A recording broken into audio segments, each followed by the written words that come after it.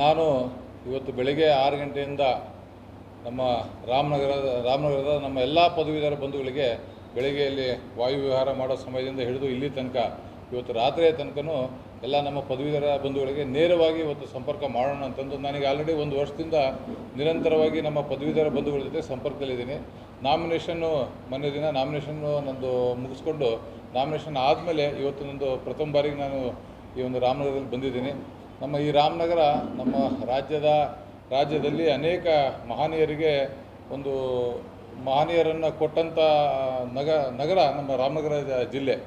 ಇವತ್ತಿನ ದಿನ ನಾನು ಮುಖ್ಯವಾಗಿ ಒಬ್ಬ ಪದವೀಧರರ ಅಭ್ಯರ್ಥಿ. ನಾನಿವತ್ತು ಒಬ್ಬ ಪದವೀಧರ ಅಭ್ಯರ್ಥಿಯಾಗಿ ನಾನಿವತ್ತು ಕಣಕ್ಕಿಳಿದಿದ್ದೀನಿ. ನಮ್ಮ ಈ ಒಂದು ಪದವೀಧರ ಕ್ಷೇತ್ರದಲ್ಲಿ ಈಗೇನು 16 ವರ್ಷದಿಂದ ನಾನು ಪದವೀಧರ ಪ್ರತಿನಿಧಿ ಅಂತೇನು ಹೇಳ್ಕೊಂಡು ಬರ್ತಾ ಇದ್ದಾರೆ. ಈಗ ನೀವೆಲ್ಲ ನೋಡಿರ್ಬೋದು, ಈಗ ಆಲ್ರೆಡಿ ನಮ್ಮ ರಾಷ್ಟ್ರೀಯ ಪಕ್ಷದ ಅಭ್ಯರ್ಥಿಗಳು ಘೋಷಣೆ ಆಗಿದ್ದಾರೆ. 2 ಜನ ಅಭ್ಯರ್ಥಿಗಳು ಘೋಷಣೆ ಆಗಿದ್ದಾರೆ. ಇವರೇ 2 ಜನ 20 ವರ್ಷದಿಂದ ಸತತವಾಗಿ ನಾನು ಪದವೀಧರ ಅಭ್ಯರ್ಥಿ ಅಂತ ಹೇಳ್ಕೊಳ್ತಾ ಬರ್ತಾ ಇದ್ದಾರೆ. ಈಗ ನಮ್ಮ BJPಯಿಂದ ಬಂದಿರತಕ್ಕಂಥವ್ರು ಈಗೇನು ಘೋಷಣೆಯಾಗಿ ಅಭ್ಯರ್ಥಿ ಬಂದಿದ್ದಾರೆ. ಈಗ ಕಳೆದ 6 ವರ್ಷ ಅವರು ಇದು ವಿಧಾನ ಪರಿಷತ್ ಸದಸ್ಯರು ಅವರೇ ಆಗಿದ್ದರು. ಕಾಂಗ್ರೆಸ್ಸಲ್ಲಿ ಈಗ ಏನು ರಾಮೋಜಿಗೌಡ ಅಂತ ಅಭ್ಯರ್ಥಿ ಬಂದಿದ್ದಾರೆ. ಕಳೆದ 18 ವರ್ಷದಿಂದ ಪದವೀಧರ ಪ್ರತಿನಿಧಿಯಾಗಿ ಅವರು ಈ ಒಂದು ಭಾಗದಲ್ಲಿ ಓಡಾಡ್ತಾ ಇದ್ದಾರೆ. ಇವತ್ತು ಎಲ್ಲದಕ್ಕಿಂತ ಒಂದು ದುಃಖದ ಸಂಗತಿ ಏನಂತಂದರೆ, ನಮ್ಮ ಈ ಒಂದು ಪದವೀಧರ ಕ್ಷೇತ್ರಕ್ಕೆ ಕಳಂಕವನ್ನು ತರೋ ಕೆಲಸ ರಾಮೋಜಿಗೌಡರು ಮಾಡಿದ್ದಾರೆ. ನೀವೆಲ್ಲ ಮೊನ್ನೆ ಮಾಧ್ಯಮದಲ್ಲೇ ನೋಡಿದ್ದೀರಾ.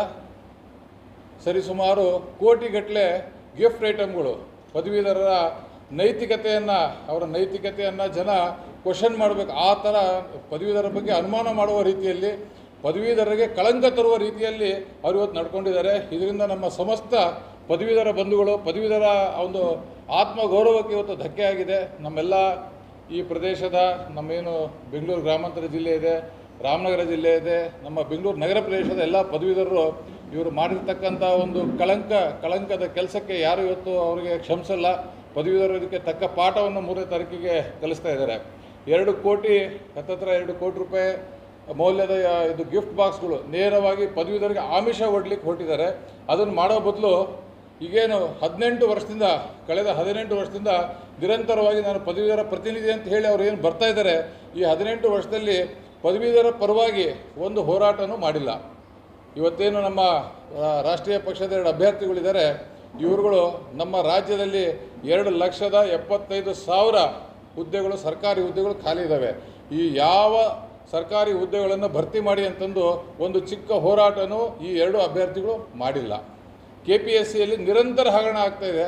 KPSCಯಲ್ಲಿ ನೀವು ನೋಡ್ತಾ ಇರ್ಬೋದು, 16 ವರ್ಷದಿಂದ KPSC ಅಂದರೆ ಒಂದು ಹಗರಣಗಳ ಒಂದು ದೊಡ್ಡ ಸಂಸ್ಥೆ ಯಾವುದಾರು ಇದೆ ನಮ್ಮ ರಾಜ್ಯದಲ್ಲಿ ಅಂತಂದರೆ ಅದು KPSCಯಿಂದ ನೇರವಾಗಿ ನಮ್ಮ ಒಂದು ವಿದ್ಯಾವಂತ ವರ್ಗಕ್ಕೆ ಒಂದು ಏನು ಉದ್ಯೋಗ ಕೊಡುವ ಒಂದು ಸಂಸ್ಥೆ ಅದು. ಅಲ್ಲಿ ಸಾವಿರಾರು ಮಕ್ಕಳು ಇವತ್ತು ಬಹುಶಃ ಅಂಧಕಾರಕ್ಕೆ ಹೋಗ್ತಾ ಇದೆ. ಅದ್ರ ಬಗ್ಗೆ ಈ 2 ಕ್ಯಾಂಡಿಡೇಟ್ಗಳು ಏನು ಇವಾಗ 15-16 ವರ್ಷದಿಂದ ಇವರು ನಾನು ಪ್ರತಿನಿಧಿ ಅಂತ ಬರ್ತಾ ಇದ್ದಾರೆ, ಇವರು 2 ಕ್ಯಾಂಡಿಡೇಟ್ಗಳು ಒಂದು ಶಬ್ದವನ್ನು ಮಾತಾಡಿಲ್ಲ, ಒಂದು ಹೋರಾಟವನ್ನು ಮಾಡಿಲ್ಲ. ನಮ್ಮ ಏನು BJP ಕ್ಯಾಂಡಿಡೇಟ್ ಇವಾಗ ಏನು ಬಂದಿದ್ದಾರೆ, 6 ವರ್ಷದಲ್ಲಿ ವಿಧಾನ ಪರಿಷತ್ತಲ್ಲಿ ನಮ್ಮ ಪದವೀಧರ ಹಿಂದಿನ ಸರಿ ಅವ್ರಿಗೆ ಒಳ್ಳೆಯ ಅವಕಾಶವನ್ನು ಕೊಟ್ಟಿದ್ದರು. 6 ವರ್ಷದಲ್ಲಿ ಪದವೀಧರ ಬಗ್ಗೆ 6 ನಿಮಿಷನೂ ಮಾತಾಡಿಲ್ಲ. ಕೇವಲ ಪಕ್ಷದ ಚಿಹ್ನೆಯನ್ನು ತಗೊಂಡು, ಪಕ್ಷದ ಚಿಹ್ನೆಯನ್ನು ಸೆರಗನ್ನು ಹಿಡ್ಕೊಂಡು ತಮ್ಮ ವೈಯಕ್ತಿಕ ಹಿತಾಸಕ್ತಿಗೆ ಇವರು MLCಗಳು ಆಗಬೇಕಂತ ಬರ್ತಾ ಇದ್ದಾರೆ. ಇದನ್ನೆಲ್ಲ ನಾವು ಕಡಿವಾಣ ಹಾಕಬೇಕು.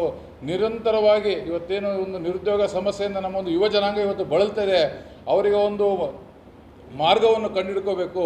ಇವತ್ತು KPSCಯಲ್ಲಿ ಹಗಲು ರಾತ್ರಿ ಇವತ್ತು ನಿರಂತರವಾಗಿ ಹಗರಣಗಳು ಆಗ್ತಿದ್ದಾವೆ. ಅದಕ್ಕೊಂದು ಕಡಿವಾಣ ಹಾಕಬೇಕು. ನಮ್ಮ ಶಿಕ್ಷಕ ವೃಂದದ ನಾವು ಮ್ಯಾಟ್ರ್ ತೊಗೊಂಡ್ರೆ ನೀವೆಲ್ಲ ನೋಡ್ತಾನೆ ಇರ್ಬೋದು. ನೀವೆಲ್ಲ ಕೇಳಿಸ್ಕೊಂಡಿರ್ಬೋದು, part time teacher, guest teacher ಅಂತೇಳಿ, ಅತಿಥಿ ಉಪನ್ಯಾಸಕರು, ಆಮೇಲೆ ಕಾಂಟ್ರಾಕ್ಟ್ ಟೀಚರ್ಸ್ ಅಂತ ನೀವೆಲ್ಲ ಕೇಳಿಸ್ಕೊತಿರ್ಬೋದು. ಇದು 16 ವರ್ಷದಿಂದ ಅವರು ಗೆಸ್ಟ್ ಟೀಚರ್ ಆಗಿ ಉಳ್ಕೊಂಡಿದ್ದಾರೆ, ಪಾರ್ಟ್ ಟೈಮ್ ಟೀಚರ್ ಆಗಿ ಉಳ್ಕೊಂಡಿದ್ದಾರೆ, ಕಾಂಟ್ರಾಕ್ಟ್ ಟೀಚರ್ ಆಗಿ ಉಳ್ಕೊಂಡಿದ್ದಾರೆ. ವೇಕೆನ್ಸಿ ಇದೆ, ಆದರೂ ಸಹ ಕಾಂಟ್ರಾಕ್ಟು, ಪಾರ್ಟ್ ಟೈಮ್ ಅನ್ನೋ ಒಂದು ಹೊರೆಯನ್ನು ಅವರು ಹೊರ್ತಾ ಇದ್ದಾರೆ. ಅವ್ರಿಗೆ ಇವತ್ತಿನ ತನಕ ಉದ್ಯೋಗ ಖಾತ್ರಿ ಸಿಕ್ಕಿಲ್ಲ.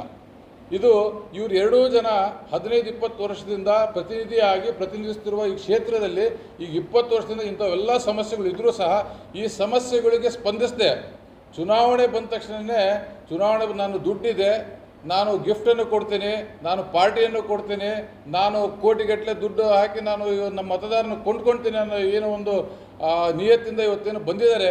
ಇದಕ್ಕೆ ಈ ಸಾರಿ ನಮ್ಮ ಪದವೀಧರ ಬಂಧುಗಳು ತಕ್ಕ ಪಾಠವನ್ನು ಕಲಿಸ್ತಾರೆ. ನಾನು ಇವತ್ತು ಒಬ್ಬ ಲಾಯರ್ ಆಗಿ, ಒಬ್ಬ ವಕೀಲನಾಗಿ ಸರಿಸುಮಾರು 16 ವರ್ಷ ನನ್ನದೇ ಆದ ಒಂದು ಸೇವೆ, ನಾನು ಯಾವ ರಾಜಕೀಯ ಪಕ್ಷಕ್ಕೆ ಸೇರಿಲ್ಲ, ನಾನು ಪದವೀಧರನ ಪ್ರತಿನಿಧಿಸಲಿಕ್ಕೋಸ್ಕರ ನಾನಿವತ್ತು ಚುನಾವಣಾ ಅಖಾಡಕ್ಕೆ ಇಳಿದಿದ್ದೀನಿ. ನಾನು ಯಾವುದೇ ರಾಜಕೀಯ ಪಕ್ಷಕ್ಕೆ ಸೇರಿಲ್ಲ, ಆದರೂ ಸಹ ನನ್ನದೇ ಆದ ಒಂದು ಕಿರು ಸೇವೆಯನ್ನು ನಾನು ಸಮಾಜದಲ್ಲಿ ತೊಡಸ್ಕೊಳ್ತಾ ಬಂದಿದ್ದೀನಿ.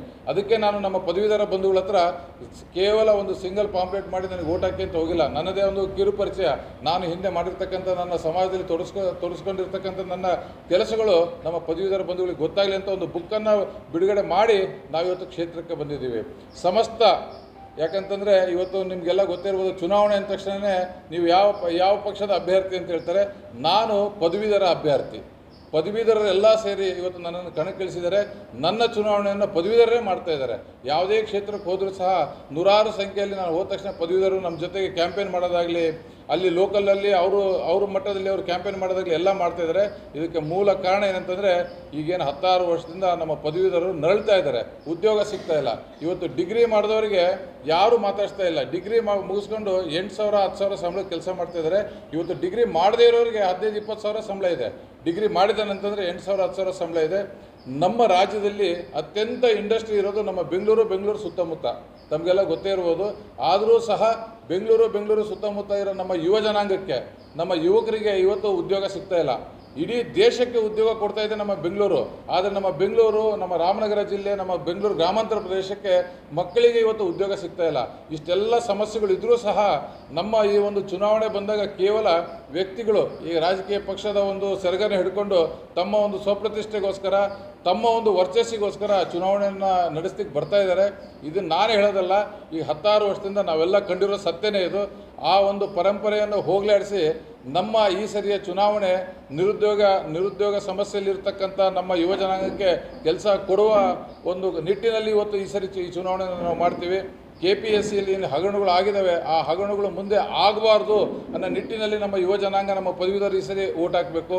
ಜೊತೆಗೆ ನಮ್ಮ ಏನು ಶಿಕ್ಷಕರಿಂದ, ಈವನ್ ಗೋರ್ಮೆಂಟ್ ಟೀಚರ್ಸೇ ತಾವೆಲ್ಲ ನೋಡಿರ್ಬೋದು, ಸರ್ಕಾರಿ ಶಾಲೆ ಹೇಳಲಿಕ್ಕೆ ಪಾಪ ಅವರೆಲ್ಲ ಗೋರ್ಮೆಂಟ್ ಟೀಚರ್ಸು.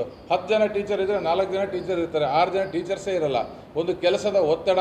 ಎರಡನೇದು ಮಿಡ್ ಡೇ ಮೀಲ್ಸ್ ಅಂತ ಒಂದು ತೊಗೊಂಬಂದಿದ್ದಾರೆ. ಆ ಮಿಡ್ ಡೇ ಮೀಲ್ಸಲ್ಲಿ ಏನಾಗ್ತದೆ ಇವತ್ತು ಅಂತಂದರೆ, ಇವತ್ತು ಅವರು ಅಡುಗೆ ಮಾಡೋರು ಬಂದಿಲ್ಲ ಅಂದರೆ ನಮ್ಮ ಶಿಕ್ಷಕರೇ ಹೋಗಿ ಅಡುಗೆ ಮಾಡಬೇಕು. ಟಾಯ್ಲೆಟ್ ಕ್ಲೀನ್ ಮಾಡೋರು ಬಂದಿಲ್ಲ ಅಂದರೆ ನಮ್ಮ ಶಿಕ್ಷಕರೇ ಹೋಗಿ ಟಾಯ್ಲೆಟ್ ಕ್ಲೀನ್ ಮಾಡಬೇಕು. ಅಂಥ ಒಂದು ಪರಿಸ್ಥಿತಿ ನಮ್ಮ ಶಿಕ್ಷಕರ ವೃಂದಕ್ಕೆ ಬಂದಿದೆ. ಅವ್ರ ಮೇಲೂ ಕೆಲಸದ ಒತ್ತಡ ಇವತ್ತು ಹೆಚ್ಚಾಗ್ತಾ ಇದೆ. ಸರ್ಕಾರದಲ್ಲಿ ಏನು ಇವತ್ತು 2,75,000 ವೇಕೆನ್ಸಿ ಇದೆ. ಆ ವೇಕೆನ್ಸಿಯಿಂದ ಸರ್ಕಾರಿ ನೌಕರರಿಗೆ ತುಂಬ ಮಾನಸಿಕವಾದ ಒತ್ತಡ ಇವತ್ತು ಹೆಚ್ಚಾಗ್ತಿದೆ, ದಿನೇ ಹೆಚ್ಚಾಗ್ತಿದೆ. ಈ ರೀತಿಯಾಗಿ ಪ್ರತಿಯೊಂದು ವರ್ಗದ ನಮ್ಮ ಯುವ ಜನಾಂಗಕ್ಕೆ, ಪ್ರತಿಯೊಂದು ವರ್ಗದ ಪದವೀಧರರಿಗೆ ತಮ್ಮದೇ ಆದ ಸಮಸ್ಯೆಗಳ ಸರಮಾಲೆಯಲ್ಲಿ ಇವತ್ತು ಅವರು ಸಿಲುಕಿ ನರಳ್ತಾ ಇದ್ದಾರೆ. ಆದರೂ ಸಹ ನಮ್ಮ ಯಾವುದೇ ರಾಷ್ಟ್ರೀಯ ಪಕ್ಷ ಅಂತ ಹೇಳ್ಕೊಂಡು ಬಂದಿರತಕ್ಕಂಥ ಅಭ್ಯರ್ಥಿ, ಈ BJP ಅಭ್ಯರ್ಥಿ ಆಗಿರ್ಬೋದು, ಕಾಂಗ್ರೆಸ್ ಪಕ್ಷದ ಅಭ್ಯರ್ಥಿ ಆಗಿರ್ಬೋದು, 16-18 ವರ್ಷದಿಂದ ಈ ಕ್ಷೇತ್ರವನ್ನು ಅವ್ರು 2 ಜನ ಪ್ರತಿನಿಧಿಸ್ತಿದ್ದಾರೆ, ಅವಳಿ ಜವಳಿ ಥರ. ಆದರೂ ಸಹ ನಮ್ಮ ಪದವೀಧರರ ಬಗ್ಗೆ ಎಲ್ಲಾದರೂ ಒಂದು ಹೋರಾಟ ಮಾಡಿದ್ದು ನಾವು ಯಾರೂ ಕಂಡಿಲ್ಲ. ಅದನ್ನೆಲ್ಲ ನೋಡಿಬಿಟ್ಟೆ ನಮ್ಮ ಪದವೀಧರರಿಗೊಂದು ನ್ಯಾಯ ದೊರಕಿಸ್ಕೊಡ್ಬೇಕು, ನಮ್ಮ ಪದವೀಧರರ ಆತ್ಮ ಗೌರವವನ್ನು ಕಾಪಾಡಬೇಕನ್ನೋ ಒಂದೇ ಒಂದು ಉದ್ದೇಶದಿಂದ ನಾನು ಒಬ್ಬ ಪದವೀಧರನಾಗಿ, ನಾನು ಒಬ್ಬ ಜವಾಬ್ದಾರಿಯುತ ಪದವೀಧರನಾಗಿ, ಒಬ್ಬ ಸ್ವಾಭಿಮಾನಿ ಪದವೀಧರನಾಗಿ ಇವತ್ತು ನಾನು ಚುನಾವಣೆ ಅಖಾಡಕ್ಕೆ ಬಂದಿದ್ದೀನಿ. ನಮ್ಮ ಕ್ಷೇತ್ರಾದ್ಯಂತ, ಎಸ್ಪೆಷಲಿ ನಮ್ಮ ರಾಮನಗರದಲ್ಲಿ ನಾನು ಸುಮಾರು ಸರಿ ಬಂದೋಗಿದ್ದೀನಿ. ಅಭೂತಪೂರ್ವವಾದ ಬೆಂಬಲ, ಪಕ್ಷಾತೀತವಾಗಿ, ಜಾತ್ಯತೀತವಾಗಿ ನನಗೆ ಇವತ್ತು ಅಭೂತಪೂರ್ವವಾದ ಬೆಂಬಲವನ್ನು ಕೊಡ್ತಾ ಇದ್ದಾರೆ. ಈ ಜನ ನಮಗೆ ಬೆಂಬಲ ಕೊಡೋದು ನೋಡಿದರೆ ಅತಿ ಹೆಚ್ಚು ಲೀಡ್ ಯಾರಾದರೂ ಕೊಟ್ಟರೆ ರಾಮನಗರದ ಜನ ನನಗೆ ಲೀಡ್ ಕೊಡ್ತಾರಂತ ನನಗೆ ಅನಿಸ್ತಾ ಇದೆ.